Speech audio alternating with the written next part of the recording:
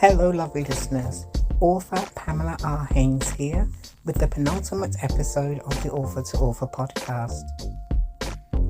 It has been a busy week at Haynes Studios with books flying in from around the planet to be included in season 6 of the podcast. I have a few celebrity authors coming up, so follow me on social media for updates. My summer will be filled with listening and reading books.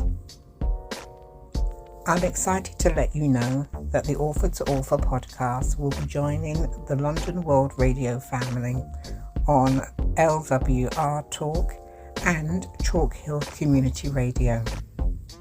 I'm looking forward to the podcast reaching even more readers of good literature. Also, big congratulations to my producer Ian Chambers on becoming a judge at the prestigious British Podcast Awards. A huge thank you to all of my lovely listeners who voted for me in the Black Girls Who Write Lit Award competition. Alas, I didn't win in any of my categories, but I'm very happy to have been nominated and shortlisted. The closing date for nominations are still open for the National Diversity Awards and the Caribbean Global Award competitions. It's all still very exciting. Thank you for sharing your Dolgetty tea stories with me on my author page on Facebook. Don't forget to use the discount code A2AS5 for 10% off your next Dolgetty tea order. In this week's episode, I interviewed self-published author Cath Lloyd about her courageous book, When Dad Became Joan. Let's jump into her episode now. See you on the other side.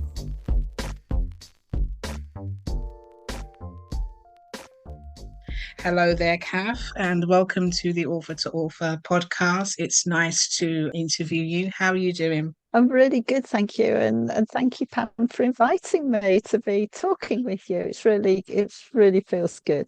No problem at all. I mean, I first heard you speak at the TEDx in Wolverhampton. Very impressed with what you had to say. I actually listened to the YouTube video again this morning Brilliant. as well, and it was just as powerful as it was when I first heard you. So I had to get hold of you through our mutual friend, Aurea Rees, who was also a TEDx speaker that Yes, day. she was a brilliant speaker. Brilliant. The whole day was just so uplifting, I have to say, despite what different subject matter, but, across the board, I was very impressed with it all, how it was all organized, and just so glad to be in the room. So, Cath, tell us a little bit about yourself. Where are you from? And in terms of your heritage, what what would you claim as being your heritage? So I'm born and bred in the West Midlands, or as some people might like to say, the Black Country. And so really I've lived all of my life around this area, and so have my parents. My husband's from Birmingham. My kids have flown the nest and gone further away, but still in the UK. And so, yes, I spent my life around the West Midlands working, teaching. So I've always taught in adult education. And then doing that led me into doing some teaching at a school or a centre for excluded children in Wolverhampton, which then led me on to teaching in Male Jail, still in the West Midlands. And that was a real eye-opener to a different world of people, situations, that life isn't as straightforward as people think it's going to be. Life is a lot more complicated, that it's very, very complex. There's a lot of interference, whether that's good or bad, coming from a whole different directions. And it was a massive education. And in that jail, I met some of the most interesting people on my journey. And some of the most desperate people as well, who were trying to make a different life for themselves, but somehow couldn't get themselves out of the cycle that they had got themselves into. And like a lot of jobs like that, I always say, that job has a life cycle of its own. I'd come to the end of that life cycle. And then, but on that run up to it, I knew that it was looming. I started looking at different areas to work in. I did a little bit of training in counselling, but I felt it really wasn't for me. It didn't really suit my personality. And so life coaching is where I headed, because I like working with people from where you are today and helping them to get to where they want to be. And so is the course that has started to take me on. Yes, the life coaching helped me tremendously with teaching prisoners, especially men, gave me a lot more confidence. But that's where I realized, where I wanted to go. And so eventually the time came to end that phase of my life and then start the new phase of my life. And it was the right decision. Oh, absolutely. I mean, it will always be the right decision when you decide to make a change, because change happens twice, first on the inside and then the manifestation on the outside when you actually physically make a change and do something different.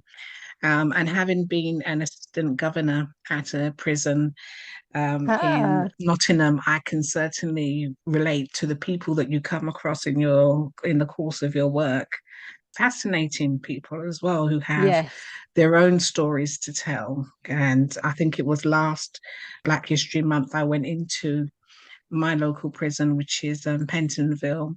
We were looking at how we can enable them to tell their own stories as well, because they had some very brilliant. interesting tales in terms of what happened to them that led them, up to this point where they were incarcerated. Mm. How long were you in that post for before you decided to change? So just over 14 years. So I Oh wow. originally went in teaching general art and design and then moved into social and life skills. So setting up a parent craft course, running that, healthy living.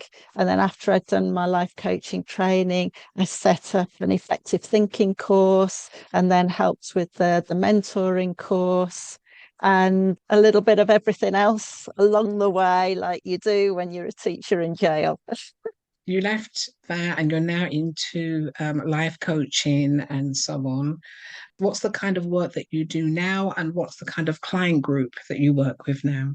So I work with people, dominantly women, who want to end sadness after big turmoil in their life, to help them regain, and restore calm, peacefulness, and find their new normal again.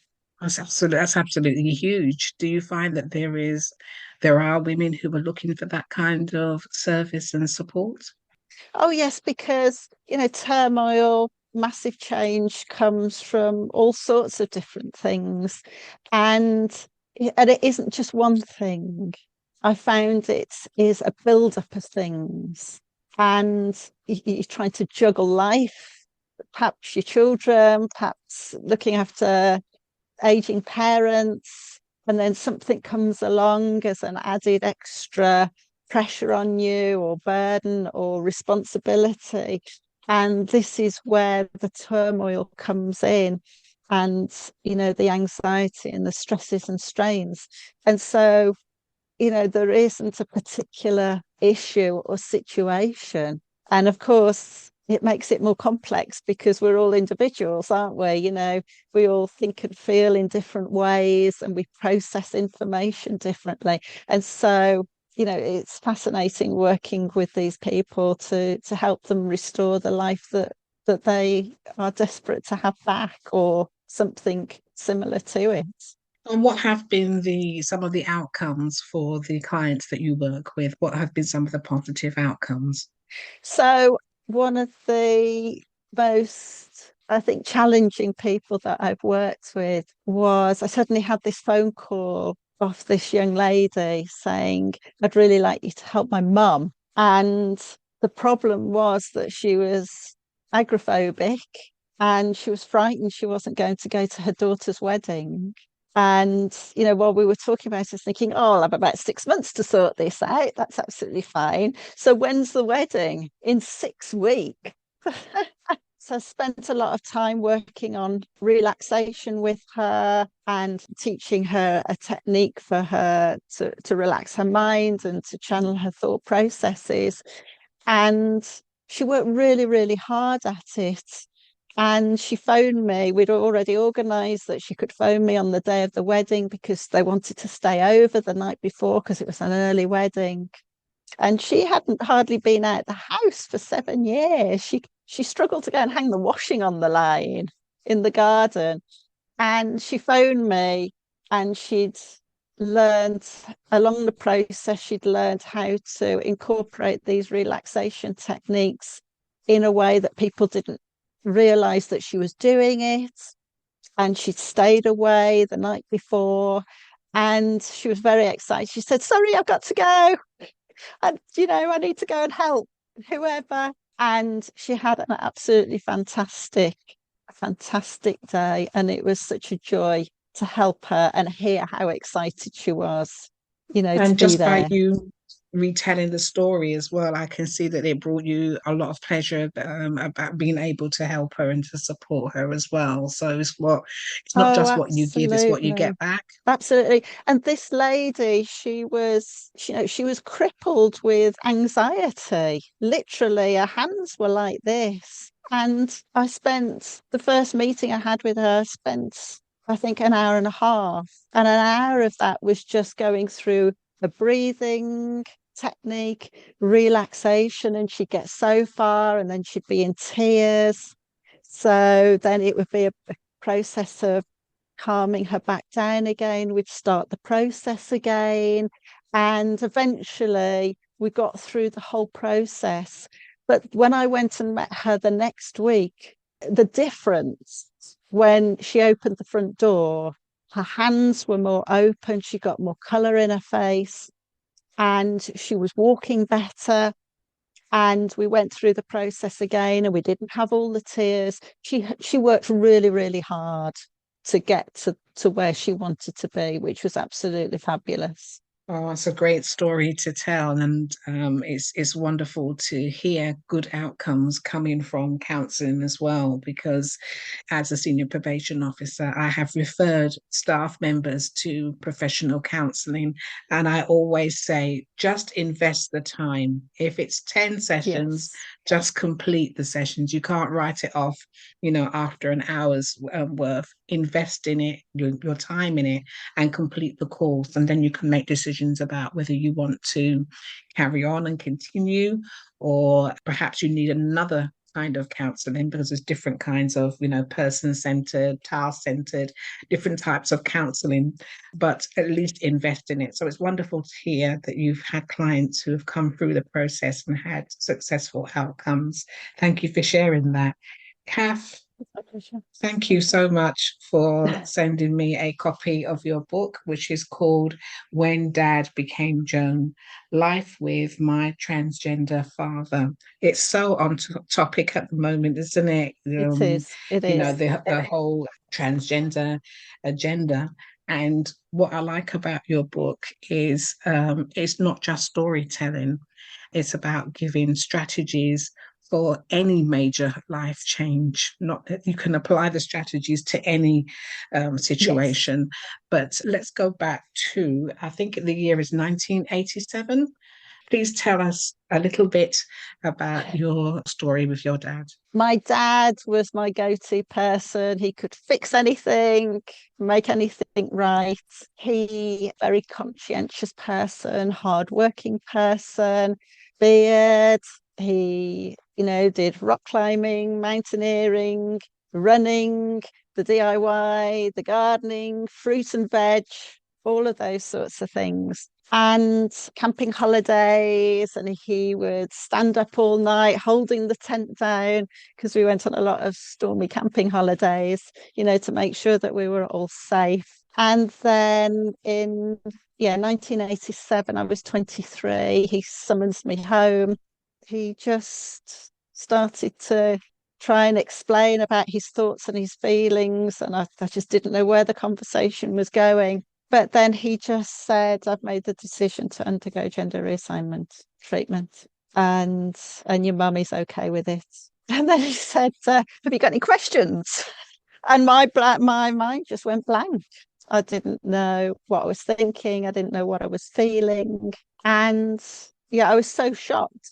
I laughed because, that's one of the symptoms of shock is laughing, until I saw the hurt on his face, because he certainly wasn't expecting me to laugh. And I realized that he was deadly serious. And then quite quickly, I'd go home and he would be dressed as Joan and started to look totally different. And, hair being different, going through the treatment, having the electrolysis. Of course, Joan had to live as Joan for 2 years before she could have any major operations. So it was a very difficult time. And then I found out that my mum had known for 10 years.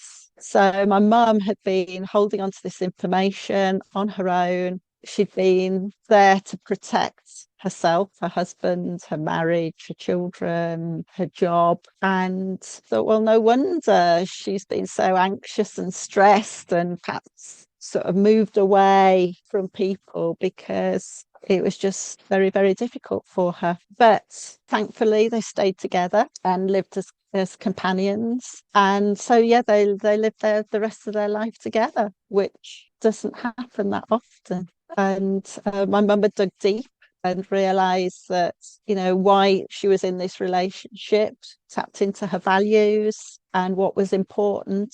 There was probably a bit of in their thoughts of being scared to leave, which is understandable. But yeah, she decided to stay.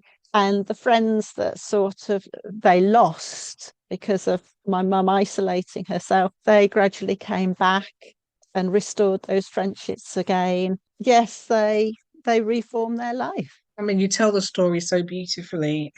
But one thing that you did and did really well is you talked about the loss of your dad, and in a way looking at the impact of his decision on everything, on everybody else.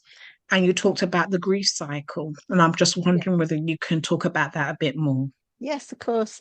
Because grief isn't just about the finality of loss. Grief comes around quite often when you're going through massive change, and you follow that same sort of process as the grief cycle. And people would say to me, well, they're both happy, they're both healthy, aren't they? And I'd say yes, but it didn't account for what I was thinking and feeling inside.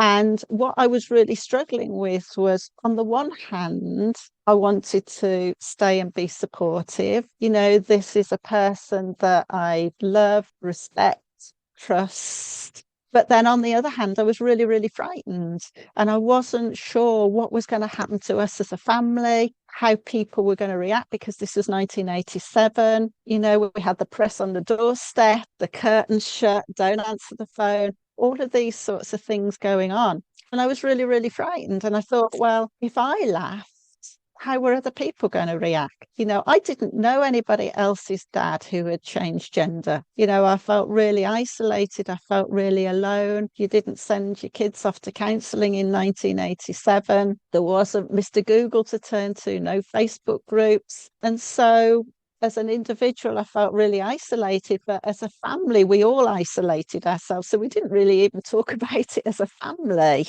And so I really struggled to accept it. And when you struggle to accept, you're told something massive, like my dad changing gender, or somebody is dying of a dreadful disease, or perhaps, you're told, a pregnant mother is told that their baby is likely to be disabled, all of those awful, awful things that are happening. And you go into shock.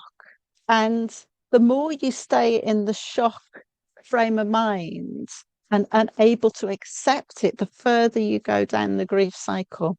Then that's where, if you keep going down that slippery slope. You can go into depression, but then it's finding your way out the other side, accepting the situation. And so I'd taken myself down this slippery slope of not accepting.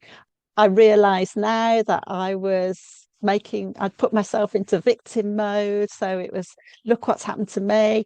My dad isn't my dad anymore. My dad is now Joan. I don't know whether I can relate to this person, and I was taking myself through that whole process until you realize that enough is enough and you need to start drawing yourself back out of these thoughts and these feelings. And then you go back up the slope of acceptance, and then you can start pulling yourself way out of it and you work your way back into your new normal of living.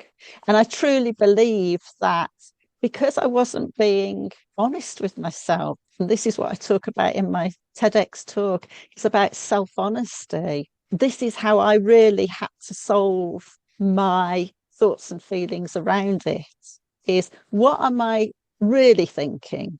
What am I really feeling?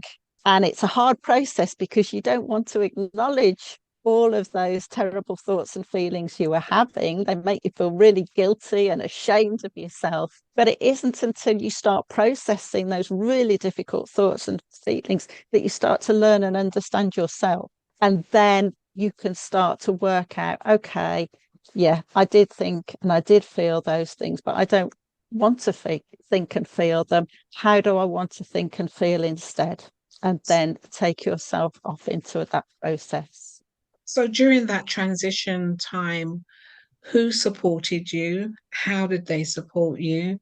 And where were you able to grasp information from? Because as you said earlier, there was no Google. Anything happens now, you want to know how to do it. You just get on your smartphone and you tap it all out. But at that time, who was around to support you? So I'd got my boyfriend, who's now my husband and still my husband. He was fantastic. And, when I originally told him, because we were sort of going out in 1987, he just said that, Cath, I don't love you, Dad, I love you. And so, he was going to stick by me, us, and was very accepting of everything. And then eventually I met this fantastic lady at postnatal group. We were both there, with our baby daughters. But it took me a long, long time, brand new friendship to actually start talking to her about it. And eventually I spilt the beans and she just put her arms around me and she just said, Cath, it's going to be okay. It's going to be okay. And it was okay. And really, all the turmoil was what I was forcing upon myself and other people's perceptions of the situation, when really it's nothing to do with them.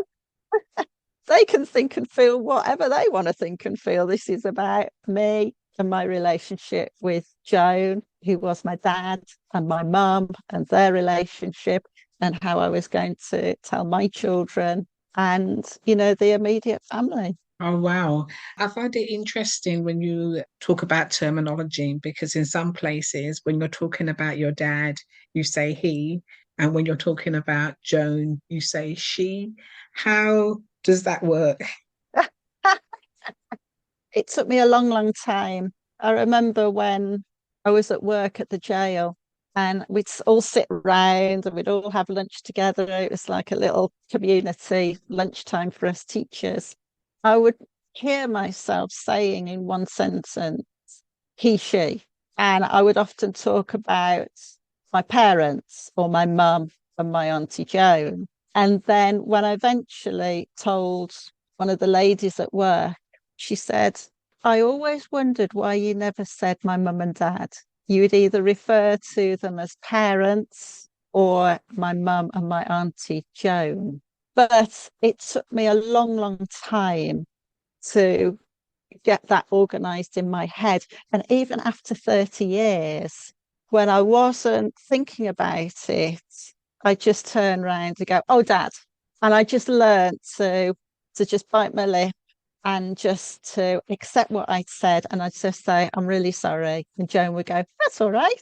And then we'd carry on. Instead of feeling ashamed and guilty and not knowing what to say, you just say, I'm sorry. I'm really sorry.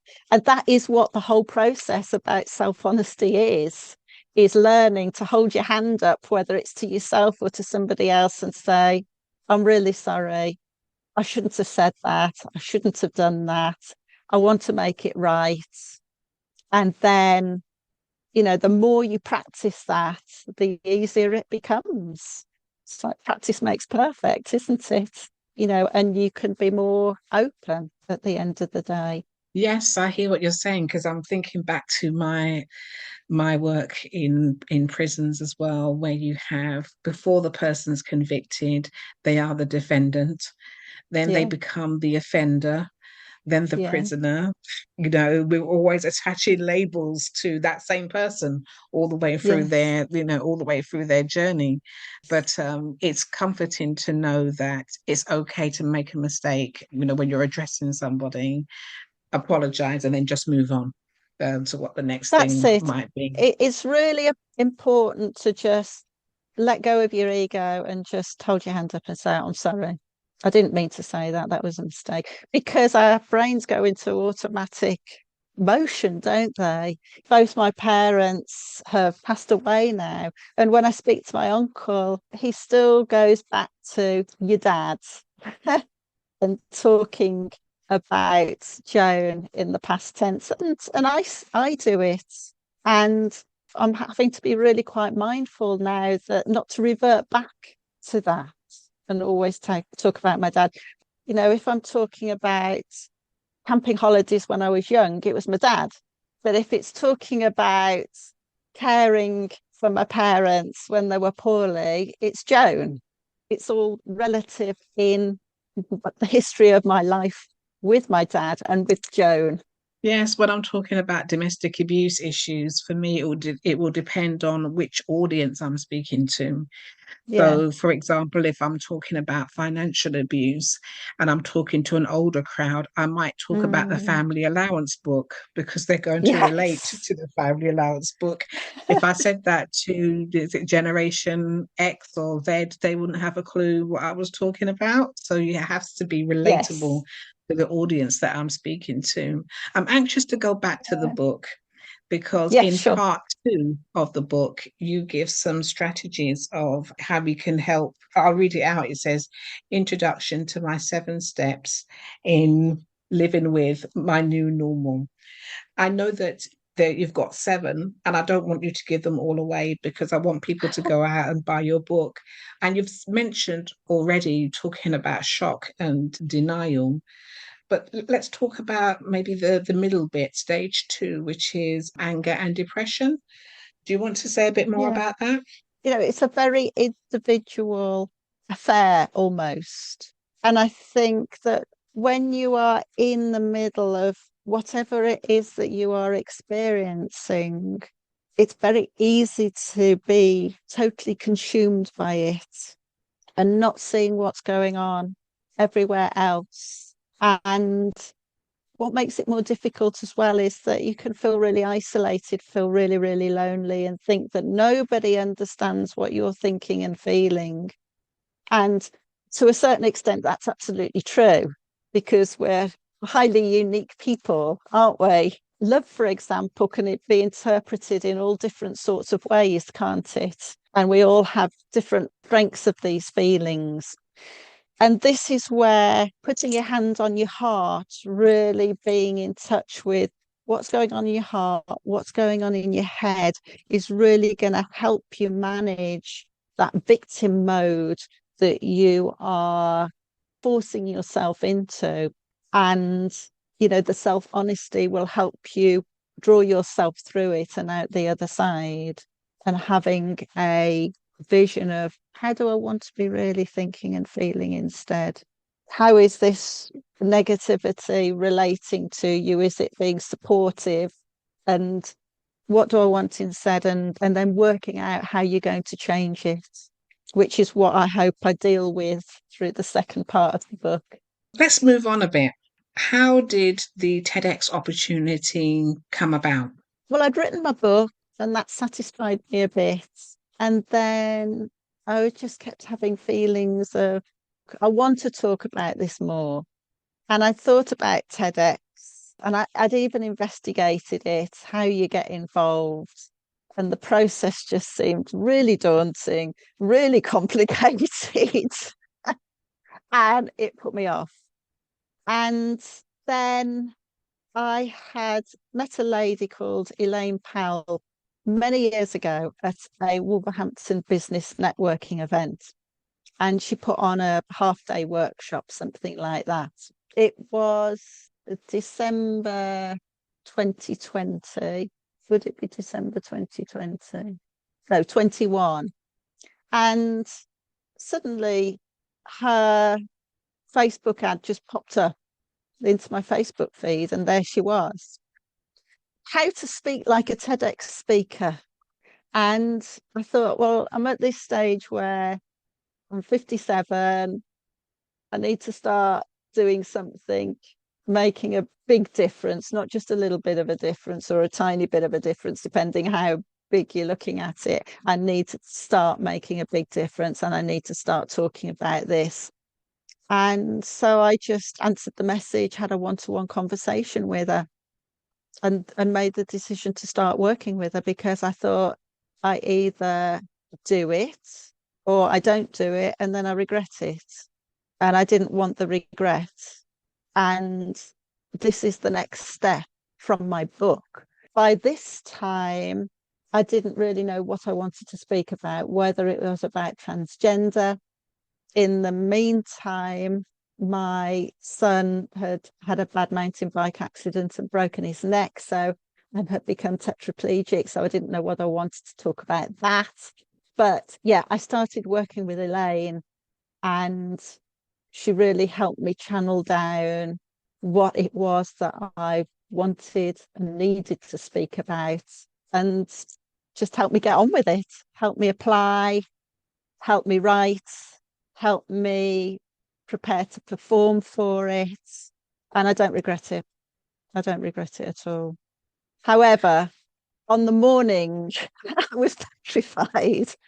And I woke up and I just thought, why am I putting myself through all of this torture for this?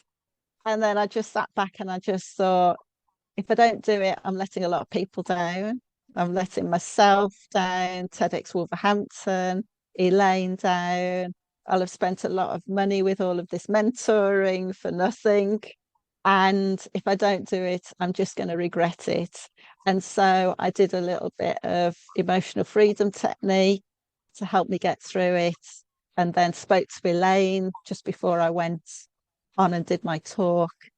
But even up until I stepped onto the stage, the introducer, Martin, I'd never heard anybody else say it. I'd heard me say it, I'd written it, I'd read it because of what I'd written, but I never heard somebody else say, imagine in 1987 that your dad tells you something really unexpected. And I nearly went into floods of tears. And I'm getting lots of reassurance from the ladies behind behind the curtains. And that's why when I go on, my voice is shaky, because I was nearly in tears 2 minutes before. I'm having to control all of that emotion to talk about something that was, and still is, can be really, really emotional for me.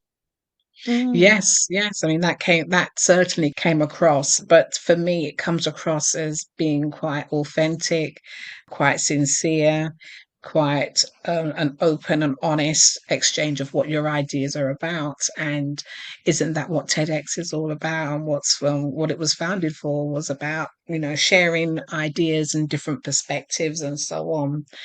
I know Elaine Powell, so I've also sat in on Oh a couple of dear. her free workshops as well, and she's absolutely, fantastic. So I'm not surprised, but you just don't apply and then end up on the stage. No. How does TEDx support you through that process? I know you had external support from Elaine, but how does TEDx itself support you? From what I gather, every TEDx curator runs it slightly differently. Some curators have writing coaches, performing coaches. at Wolverhampton, we didn't really have that so much. But for me, because I got Elaine, for me, I didn't really want somebody else getting involved because I knew I'd got the person I needed to help me get there. You go, you have a meeting to meet the staff, they explain the situation. We had a couple of rehearsals. You go in and rehearse the night before. They were absolutely fantastic at reassuring you. Have the Facebook page. They give you your title pages and all of that so that you can promote yourself as well. And they're just there for what you need. And the support for us was huge. And just the camaraderie between all of you speakers as well.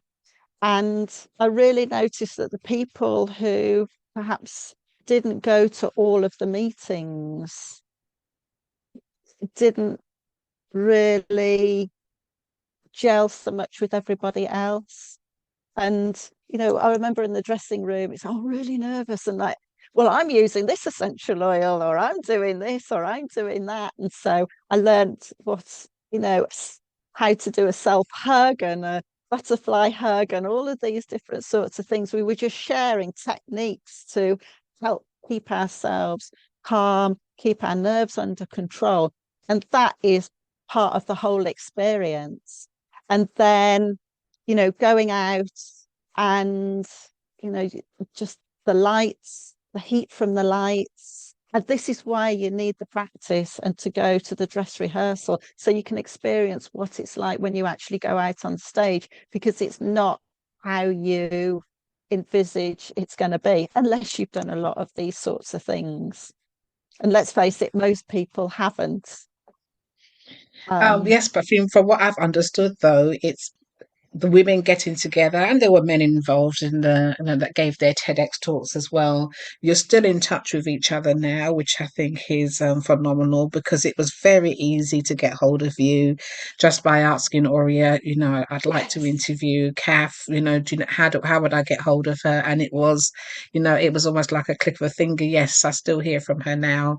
And what I liked about your story is that at the end, it enabled others to share their transgender story as well. So I don't know if you remember the gentleman at the front who got up and spoke.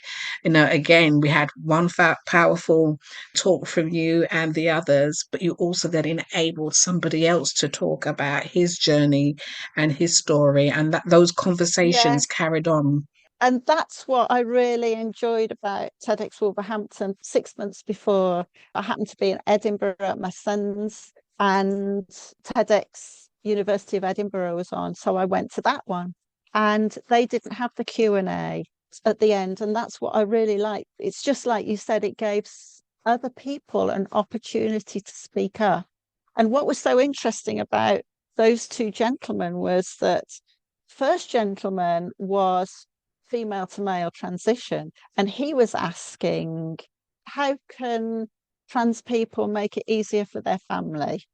And then on the other end of the scale was this gentleman who I felt knew somebody who was going through transition or was thinking about it. How could they talk to the family? So this was coming from two separate sides. And I was answering the questions and I thought, this is why I've done my talk, because there's a lot of talk around transgender, but it's like I say in my talk, there's the invisible group who get missed. And even though, quite rightly, the focus is on the person who needs to be who they really need to be, but it has a ripple effect. And this what needs to be talked about is that it's okay to have, in fact, I put a post up on LinkedIn this morning. It's okay to have these feelings, even though, you can be loving, you can be supportive, respectful, but it's still okay to have these uncertainties because you can't obliterate everything that's happened pre-reassignment.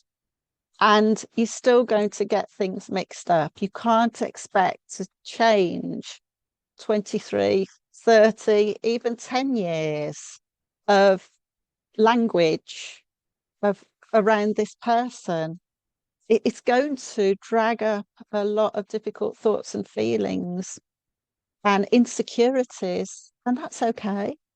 It is okay, but it's what you then do with it and how you manage it that's so important. And this is where the self-honesty comes in, with learning and understanding yourself. And the more you learn and understand yourself in this situation, will really help you in the next situation. So when my son broke his neck, what I'd learned about myself through all of that victim mode of my relationship with my dad to Joan really helped me manage how I was now processing my son not being the child that I gave birth to anymore. And how is he doing And now? it's so he's good, he's healthy, he's finishing university, he lives up in Scotland with 24-hour care, still procrastinates hugely over his uni work. That hasn't changed. But yeah, life's different for all of us. It's harder. There's a lot more to think about, but it doesn't mean to say that you can't still have your laughs, your fun times, and sometimes you just have to make difficult situation light-hearted so that you can get through it. Well, what I'm visualizing right now is when your dad was holding down the tent that you were all in Yes. to keep you safe. And I'm now visualizing you, Joan, holding the tent down to keep your son and your family safe. So, quite with the strategies and what you've learned along the way, and you're holding the family down. So, that's quite a powerful image that just came to Yes. me there. Kath, what's Well, next? I've just started writing the second book. So this is around restoring calm and peacefulness after the turmoil of massive change. And I need to refer back to when Dad became Joan. But this is more about how you really manage in difficult situations, how you prioritize, how you talk yourself out of deep emotional pain, like I experienced with my son. I never thought I would be somebody who would think about self harm, but I was so desperately emotionally in pain that I did think about it. The second book is perhaps going back to the basics. I feel in When Dad Became Joan, I'd missed out a massive whole set of steps to get to that self-help section. And so, yeah, I've got my second book going. I now do every quarter a free masterclass, How to End Sadness After a Big Change in Your Life. I've got a new online course coming out.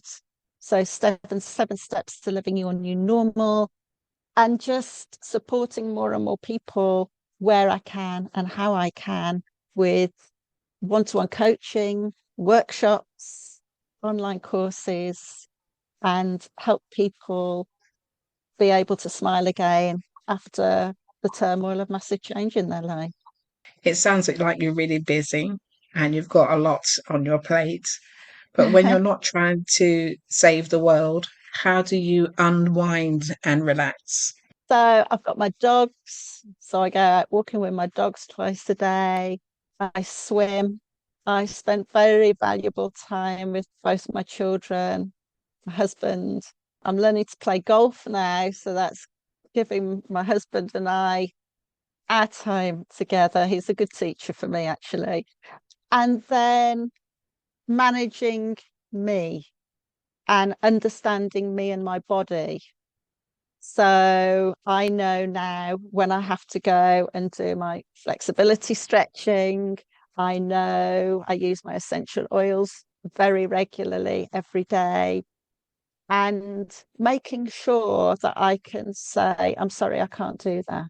So it's setting your boundaries, because it's very easy, which I talk about in my TEDx talk, to go into superhero mode and be in control of everything, but sometimes you can't be in control of everything. And it's about learning to acknowledge that, accept it. But also, what I've had to do is to learn what's the fact and what's the fiction, and separating them so that you can remove the emotional pain. Just because you haven't got the tears flowing and the lump in your throat, it doesn't mean to say that you don't care about the situation. It means that you are more in control and you can manage it more efficiently and more effectively and live life the way you want to live life. I certainly like the bit about setting boundaries of people and, saying no, which I think we need to do more often. But Joan, if there was one essential oil that you could recommend, which one would it be? Oh, which one would it be? So I use doTERRA and their wild orange. There's so many. If I want to calm myself down, it's the wild orange. I just have to open the lid, give it a good deep breath. I think I've even got it here somewhere next to me. A good deep breath, and the wild orange is classed as the oil of joy and abundance. And so if there was only one that I could have, I'd have that one. Oh, it's fantastic. Joan, we're coming to the end of our interview now, but if people wanted to get hold of you in terms of perhaps taking up some counselling with you or other services that you offer, how would they do that? The easiest way is through my website, cathloyd.co.uk. You can find me on Facebook and LinkedIn and Instagram and YouTube. And yes, I've got lots of videos on YouTube. It's Cath Lloyd Make the Change. That's my company name, Make the Change. But yeah, through my website is the easiest. Oh, that's fantastic. And if they wanted to get hold of your book, where can they get that? You can get hold of it on my website. So it's $14.99. You can also get hold of it on Amazon. They are the two go-to places to get hold of my book. If you buy it from me directly, you can have a little note written in front if it's to a particular person. If you go to Amazon, you don't get that little extra bit of TLC attached to it, I'm afraid. Yes, although I'll be giving this book away, I really do appreciate the card that you put in with it. And they're not getting the bookmark. They'll have to contact you and get the bookmark from your website.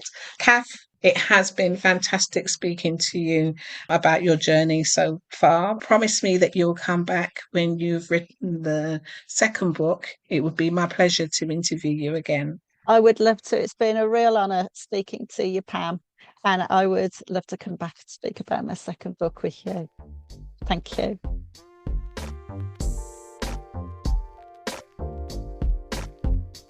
I hope you enjoyed my interview with Cath. It is competition time now. Cath is a TEDx speaker. What is the name of her coach? Taking part in the competition couldn't be easier. Simply contact me on Facebook or Instagram with the correct answer by this Friday by 5 p.m. BST for your chance to win a copy of her book. Thank you for listening. Please join me again next time. Bye for now.